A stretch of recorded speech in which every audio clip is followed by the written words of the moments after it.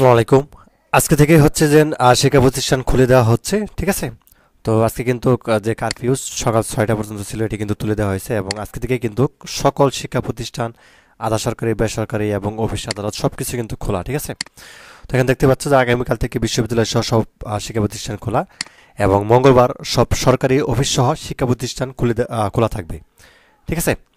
তো যাক এখানে বলা আছে যে মঙ্গলবার থেকে সব সরকারি অফিস সহ শিক্ষা প্রতিষ্ঠান খোলা থাকবে বলে জানিয়েছে আন্তঃবাহিনী জনসংযোগ অর্থাৎ পরিদপ্তর অর্থাৎ আইএসপিআর যেটা আছে সেটা, এবং সোমবার 5 আগস্ট রাতে এই বার্তা কিন্তু তথ্য জানানো হয়।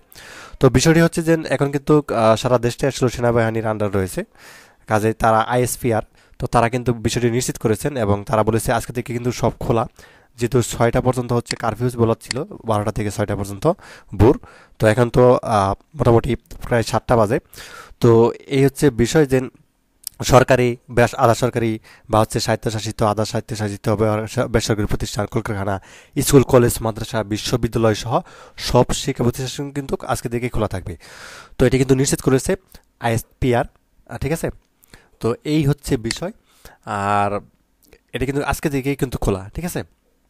তো আজকে থেকে তোমরা হচ্ছে স্কুল বা হচ্ছে কলেজগুলোতে যেতে পারো, কোনো সমস্যা নেই, যেহেতু আগের যে সরকার সেটি নেই এবং নতুন করে কিন্তু সেনাবাহিনীর আন্ডারে রয়েছে এক আপাতত।